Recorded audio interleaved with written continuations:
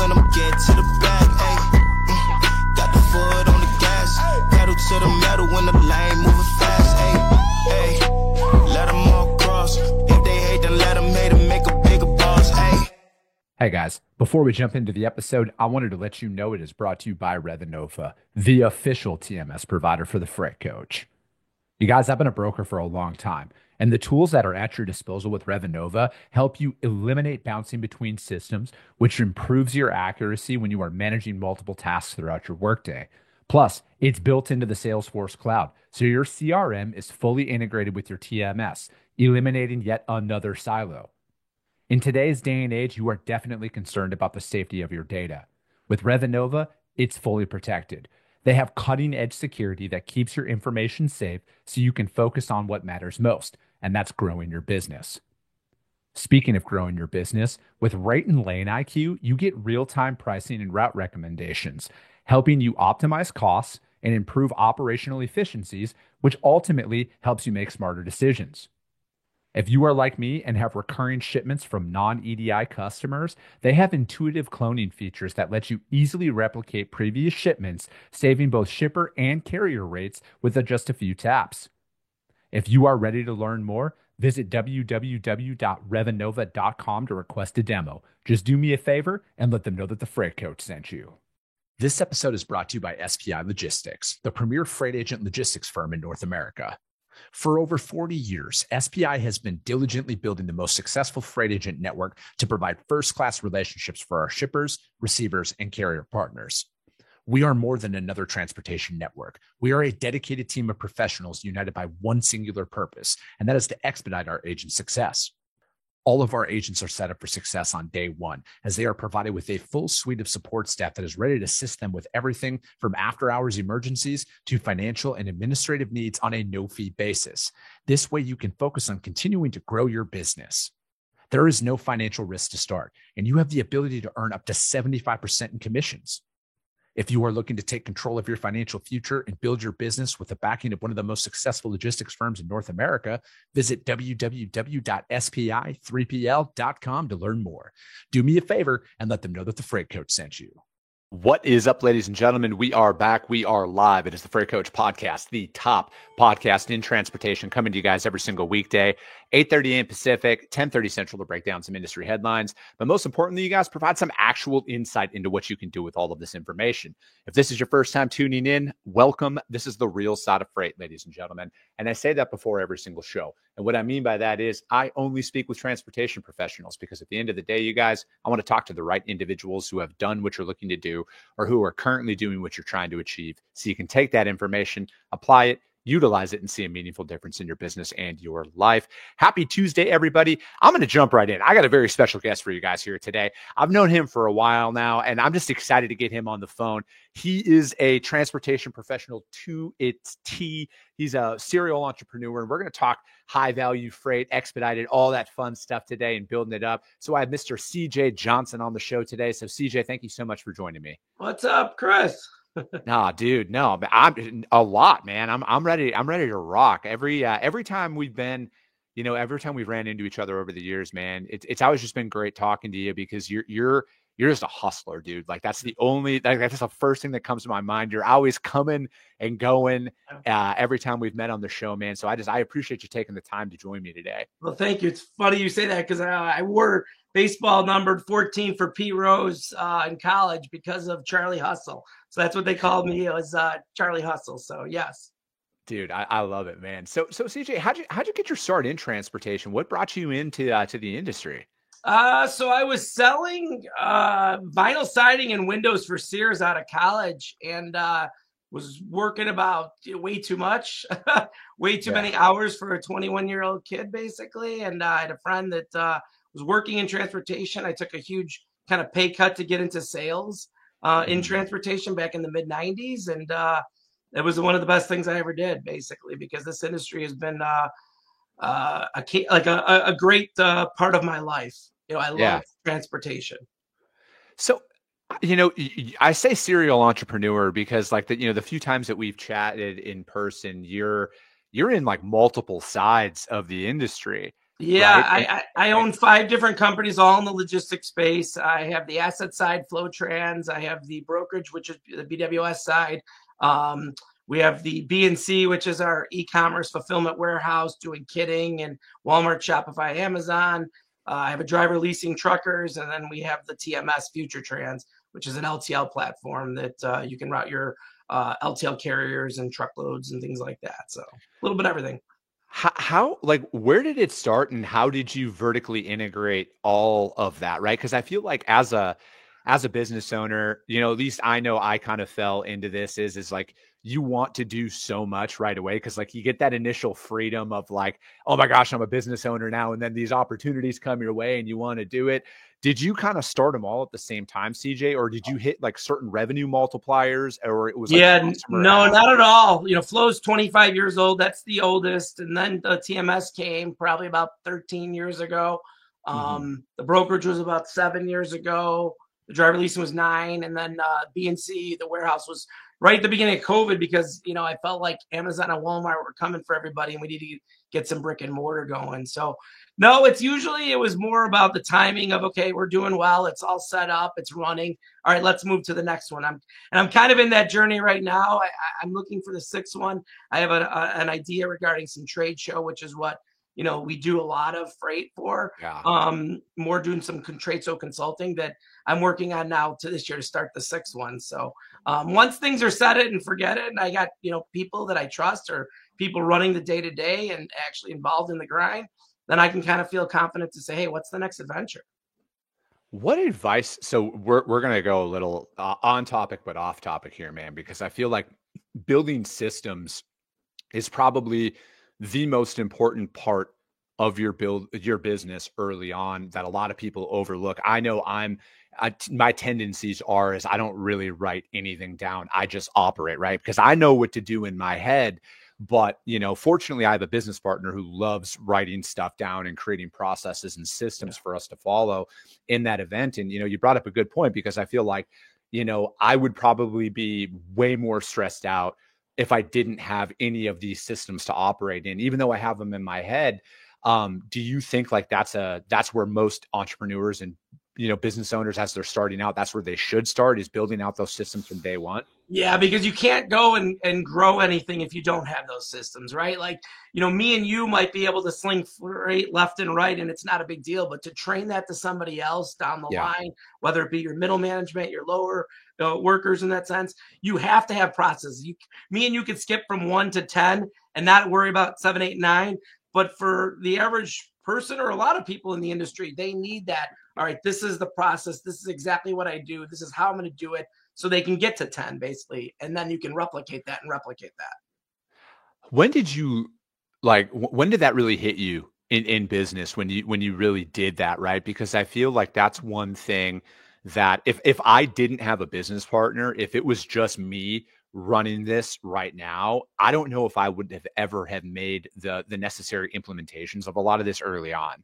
Yeah, I think my time, at least personally, it wasn't right away. It was probably 7, 8 years. You know, Flow was started in 2000. It probably was in the years of the 7, 8, 9, and those rough years where, you know, it exploded to a degree, and then it kind of everybody and their mother during that time had to pull back and kind of say, oh, wait, what's going on? And kind of not just go off, just go wild and just kind of say, hey, let's take freight and do this and take that.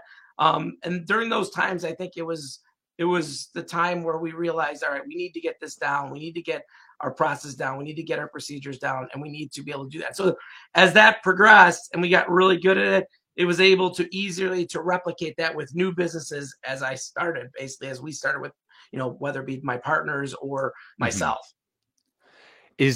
How has that translated into, you know, you brought up trade shows, for example. I know you guys do a lot of high value freight, like you guys are in the spirits and everything else that's out there. How has that led to success inside of that side of the industry, right? Because I know the trade show work that I've done in here, like, man, there's so many I's that you need to dot and T's that you need to cross just to ensure that you're getting it in there to the marshaling yard and everything else. Have you seen a direct correlation to it, or is that why you started, kind of going after that style freight? Yeah, I think so, because, you know, we have a lot of people on our team that have experience, right? You know, Rob Bussey's got, you know, 30, 40 years, if not more, in the, that space. But to be able to teach the young workers or other workers as well, you have to have those processes down, because it's such, like you said, a niche type, service that we're providing basically. So we have those processes so that if, Rob's out for a week, and, he's never usually out for even a day, but there's other people that can handle and pick up the slack when it comes to the weekends, the nights, in those moments. So if you don't have those, that's an industry that can get sideways very quickly, as you know, right? Because next thing you know, that trade show is going to be putting that product on somebody else's trailer, and that bill that was $500 to your client is now, $5,000, because it gets just thrown into a general, the gen pop, I guess, as you say. Yeah. You definitely need to have those processes down, so that as you're teaching those people in the specific industries, it's a requirement for sure. How do you assess risk versus, actually kind of going after? Because and I guess the way that I'm trying to word this is, CJ, is we all start somewhere, right? Like I do open deck and heavy haul now, but I started without doing it and kind of building up that experience. So how do you kind of leverage that risk of trying something new, like trade show or high value? And what advice would you give to somebody who's presented with that opportunity for the first time and they've never done it before? Yeah, I think it's being honest with the client. I think it's about the relationship you have to be able to, if you have that opportunity, saying, hey, you know what, I don't know this, but you're asking me about this for a reason, Mrs. Client. So there's a reason you're calling me. You're having some issues possibly, or you're having some not great experiences. And maybe it's you just saying, hey, I need a little time to kind of learn it, to understand it, to find you some carriers that I can actually service you well. And then get it done. Right. Most, in our industry, everyone wants to just take. And it's like, they just say yes to everything. And that's not always the way that I've found success over 30 years, is just being honest, saying, hey, I can't do this, or, you know what, I got to get back to you. I'm going to go and, talk to some people and get it done for you the right way. Because there's too much out there, like you said, just taking freight, taking opportunities, taking something, and they have no clue. And next thing you know, that's when disaster happens. And that's where, you get bad thoughts of, oh, this broker's so bad, or this carrier's so bad. They put a bad name out there. And so I think it's just being honest and going after, doing the work, right? Like you had to go for those open hauls. Like you had to go and actually make phone calls and find carriers. They didn't just show up on a load board anywhere, right? You put in the grind, and most people don't want to put in the grind. Yeah, it's, and I think I'm bringing up a lot of that because I talk about like the niche and starting somewhere, and really gaining that experience before you branch out, right? Because yes, I'm a risk taker. I mean, obviously you're a risk taker. You've been self-employed for 30 years now, CJ, and I'm just at 5 years of being self-employed, but, I would rather roll the dice on myself than anybody else. But I also am very calculated with the risks that I take at this point. And I feel like if more people spent more time learning the blocking and the tackling, the fundamentals of what they want to go after, I feel like more opportunities would truly come their way, because I don't feel like the one-stop shop transportation provider is going to be a thing anymore, right? Where it's just like, hey, we can do your air, ocean, intermodal, LTL, FTL, you name it, send us our way, we're your guys. I don't see that that's going to be a thing anymore, especially with the advancements in technology that is out there, the ability for every manufacturer and customer out there to know where prices are, capacity, all of that stuff. And then on top of that, man, they're getting hounded at every given moment by other providers that are inside of there waiting for you to mess up. Yep. And that side has even gotten crazier with the AI, right? I mean, you got, bots that are calling you as if they're us. Like, we looked at a system just last week or 2 weeks ago that literally it was phone calls from our voices that were going to our clients, talking to them. And it was very close to, holy cow, this is scary. Like it's a scary world in that sense. So yes, you want to be on top of it for sure. How, with speaking of that and the advancements in technology and everything, man, where do you see things going with this? Do you think that, because, excuse me, do you see this where if everybody's going to go to automation, you're going to go in the opposite direction and go back to how you probably started your business, knocking on doors, building up the relationships that way?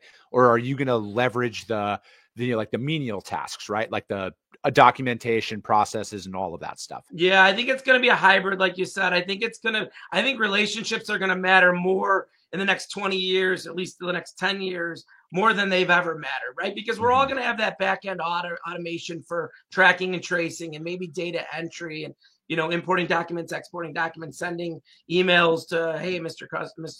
Customer, that this is delivering that, and this is, it's in real time, blah, blah, blah, blah. But I think there's still going to be a need for that communication of they're going to do business with people they trust and people they know. So I do think we need to dive in. And it worries me a little bit with the younger generation in the sense I've seen it for the last probably 5 or 10 years. And I see it with my own kids and their generation group of, they love their little phones and their little, and getting on and everything is an email, a text, whatever it is. But I think there's going to be that 10 or 15 years, we're still going to have that relationships that are going to be needed, which is still our time, Chris. I mean, I don't think 20 or 30 or 40 years from now, maybe it's different. But I think for now, the next 10 or 15, it's going to be relationships. It's going to be communication. It's going to be picking up the phone saying, hey, what is the idea? How can I move this? What experience can I bring with the automations we're doing now? We're seeing a lot of that in our space. We're helping a lot of customers now bring automation and bring AI into their space through our platforms. Yeah. And I think because an entrepreneur group that I'm in right now, they talk about, the Amazon effect, right? Like there's always going to be somebody with more funding that's out there.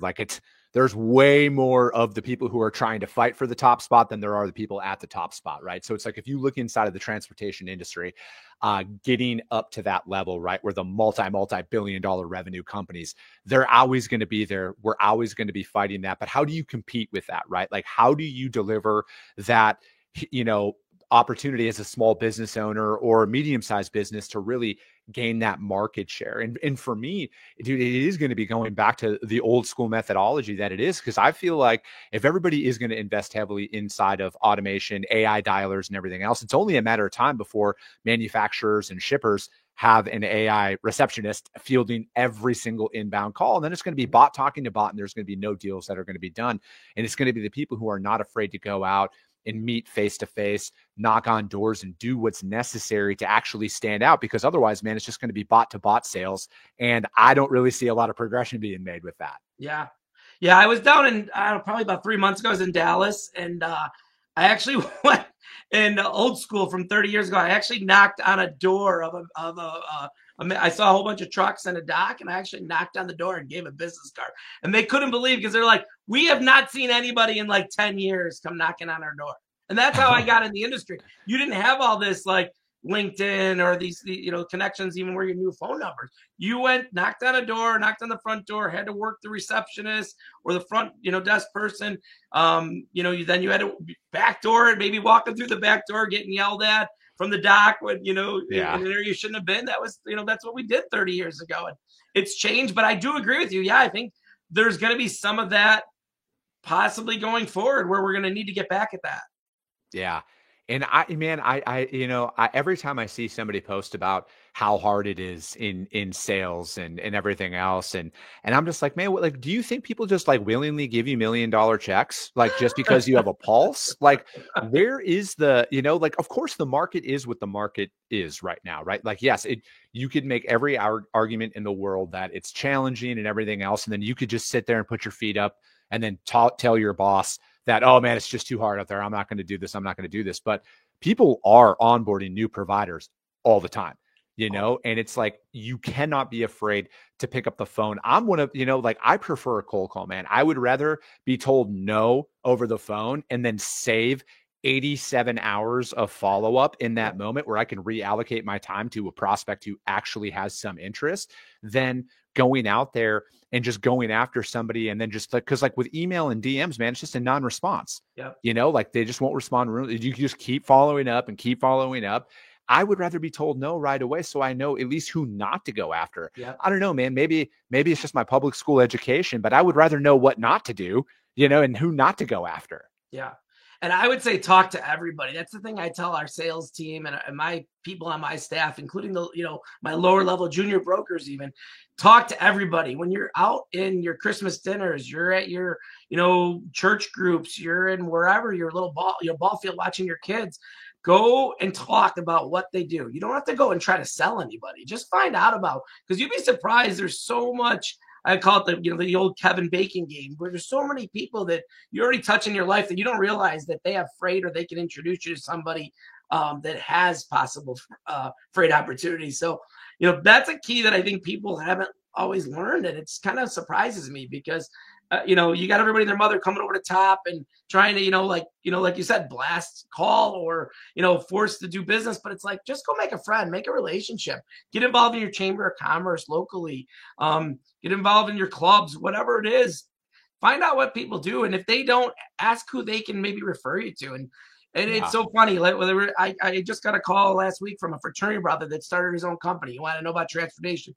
He knew that he knows that I'm in transportation and logistics. I get calls from 5 years ago, a conference I went to. CJ, I remember you. I kept your card and here it is. Like, right. So it's like going out there and just being out. And it can be as little as a CSCMP local group. We're very big in Chicago with our CSCMP group, the Traffic Club of Chicago. Mm-hmm. When I travel, I try to hit those as well from other, the New York Traffic Club I'm a part of. Just get involved, man. That's the key, is get involved, and you will find opportunities as they go.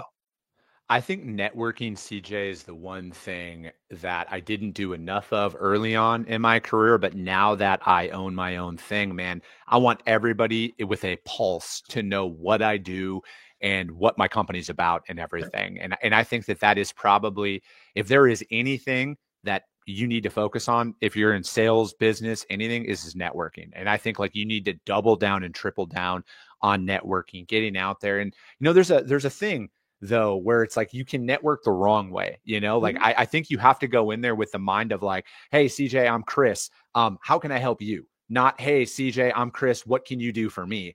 And that's a big perspective thing that I think a lot of people need to really understand before they go in there and start talking to anybody, because anybody who's ever accomplished a sliver of anything knows when they're getting bullshitted to. And that will end any possible deal that could ever happen if you go in there with the wrong intentions right away. Yep. Yeah, that's totally true. And that's exactly, like I said, I market myself as Match.com for business, because I really don't care even if I get business. It's more about, how can I help you? How can I help? You and Trey have been, an example of what the new industry is as far as what you guys are doing. And it's like, how can I help, anybody in any way? I mean, I've had people come to me and say, CJ, how can I be more boisterous? I'm an introvert. And I'm like, you're really not. You just need to go put yourself out there and say, hello, I am who I am, and just introduce yourself by your name. And that's it. It's, and it's not as hard as people think. It seems like it is, but you just gotta do it, right? And especially being a business owner, that's so key, is that networking. And that's I can't say it enough. Yeah, I just think from my perspective, CJ, a lot of it, when, I'm glad you like the introvert extrovert thing, right? Like, I'm an introvert when I'm at home, but I'm an extrovert when I'm working, right? And I've developed, there's a really good book called The Alter Ego, and I think people should go out there and read that one. But it's being able to turn that on and off when you're out there. Because if you are an introvert, myself, man, when I'm at home, dude, I don't want to talk to anybody. I want to hang out with my wife and my kids. I don't want to answer texts or anything like that. But, this week I'm on the road, man. When I'm working. And there's a different version of myself that's work Chris and home Chris. And I think that people need to explore that and try and really lean into that, because it's always uncomfortable when you first get started, right? Just like cold calling is uncomfortable when you first get started. But again, your action will cure all of your anxieties out there, because what you'll come to realize, and I'm not saying anybody who's listening to this does not matter, but you're not as important as you think you are to the people that are out there that you're talking to. They got their own shit that they're worried about, right? They got their own marriage, boss breathing down their neck. They got all of that stuff. They're not thinking about you 30 seconds after you call them. Right. Yep. Yeah. No, that's so true. So true. So, how have you, I want to talk a little bit more about, how have you over the years continued to show up and execute when things looked bleak? you know, because I think like there's a massive facade out there, CJ, that like you're just going to be successful no matter what, just because you start a business or you start in sales. How have you continued to develop to show up when things did not look like they're going to work out? Yeah, I think you got to be open-minded. You can't be so stubborn to say, hey, let's try this. Let's do something different. You know, perfect example on the BWS side, you know, it started as a beer, wine, and spirits basically consolidated. I mean, that's still 70% of our product is liquor in that space. But I don't know if you remember our original logo 7 years ago was a beer, a wine, and a spirits glass, you know. And the beginning of COVID happened, and it was like everybody was like, we don't really have any of that stuff right now. Or I mean, people were drinking, but they were drinking different kind of stuff. And we had to pivot, and we went into drayage. We laid into drayage because that's what our clients and our people were asking for. And we got really good at it over the last 4 or 5 years, where we're picking up probably in every major port every single day, doing that work, right? We had to listen. If we wouldn't have listened and we would just stay down the path during that time, you know, I don't want to ever say that we would not have been here, but I'm not sure. Like, you know, there's no reason to think that, oh my God, we were going to definitely continue on that path and be able to survive another, you know, few years without having the freight that, you know, was what we started from. So I think you got to be, like I said, open and honest with yourselves. And a lot of times people are not like that, right? Things change. This business changes. There's new technologies. There's new things that you can hear. And if you're not open to ideas and like at least trying them, then I think that's where you fail. You know, you got to, like I said, it's a self-check.